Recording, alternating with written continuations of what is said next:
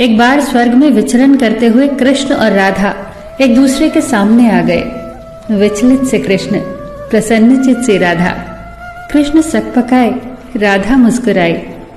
इससे पहले कि कृष्ण कुछ कह पाते, राधा बोल उठी, कैसे हो द्वारिकाधीश। जो राधा उन्हें कान्हा कान्हा कहकर बुलाती थी, उसके मुख से द्वारिकाधीश का संबोधन कृष्ण को भीतर तक घायल कर गया। फिर भी किसी तरह अपने आप को संभाल लिया उन्होंने और बोले राधा से, मैं तुम्हारे लिए आज भी वही कान्हा हूं। तुम तो मुझे द्वारिकाधीश मत कहो। आओ बैठते हैं। कुछ मैं अपनी कहता हूं, कुछ तुम अपनी सुनाओ।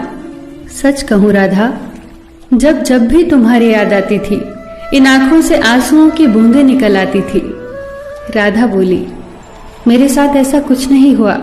न तुम्हारी याद आई, न आंखों से आंसू बहा, क्योंकि हम कभी तुम्हें भूले ही कहां थे।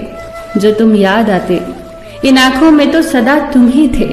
कहीं आंसुओं के साथ निकल न जाओ, इसलिए रोते भी नहीं थे। कान्हा, प्रेम से अलग होने पर तुमने क्या खोया, इसका एक आईना दिखाऊं तुम्हें। कुछ कड़वे सच प्रश्न सुन पाओ तो सुनाऊं।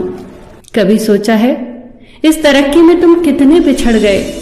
यमुना के मीठे पानी से जिंदगी की शुरुआत की और समुद्र के खारे पानी तक पहुंच गए। एक उंगली पर चलने वाले सुदर्शन चक्र पर भरोसा कर लिया और 10 उंगलियों पर चलने वाली बांसुरी को भूल गए। कान्हा, जब तुम प्रेम से जुड़े थे तो जो उंगली गोवर्धन पर्वत उठाकर लोगों को विनाश से बचाती थी, प्रेम से अलग होने पर वही उंगली क्या क्या रंग दिखाने लगी। सुदर्शन चक्र उठाकर विनाश के काम आने लगी। कान्हा और द्वारिकाधीश में क्या अंतर होता है बताऊं? कान्हा होते तो तुम सुदामा के घर जाते, सुदामा तुम्हारे घर नहीं आता। युद्ध में और प्रेम में यही तो फर्क होता है। युद्ध में आप मिटाकर जीतते हैं और प्रेम में आप मिटकर जीतते हैं। कान्हा, प्रेम में डूबा हुआ इंसान दुखी तो रह सकता है, पर किसी को दुखी नहीं कर सकता। आप तो कई कलाओं के स्वामी हो, स्वप्न दूरदृष्टा हो, गीता जैसे ग्रंथ के दाता हो, पर आपने ये क्या निर्णय लिया? आपने अपनी पूरी सेना कौरवों को सौंप दी और अपने आप को पांडवों के साथ कर लिया। सेना तो आपकी प्रजा थी, राजा तो पालक होता है, उसका रक्षक होता है। आप जैसे महाज्ञानी उस रथ को चला रहे थे जिस पर बैठा अर्जुन आपकी प्रजा को ही मार रहा था।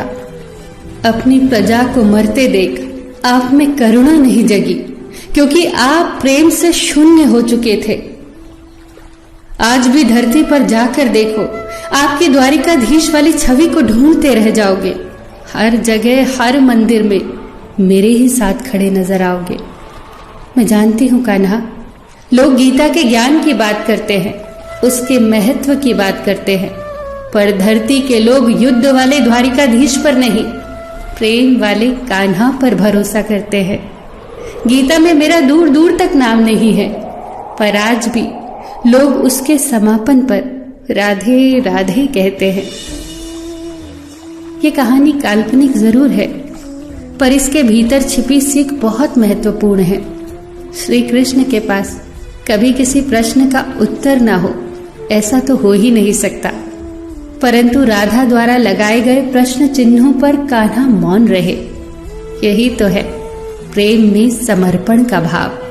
पराक्रम में हमें हर किसी को हराना होता है, तब भी हम जीत कर भी हार जाते हैं, परंतु प्रेम में एक ही कईयों का दिल जीत लेता है। सही कहा है कि छोटी सी उंगली पर पूरा गोवर्धन पर्वत उठाने वाले भगवान श्री कृष्ण छोटी सी बांसुरी को दोनों हाथों से पकड़ते थे। फिर मिलेंगे दोस्तों अगली कहानी के साथ। तब तक के लिए अपना ख्याल रखना और हमेशा मुस्कुराते रहना।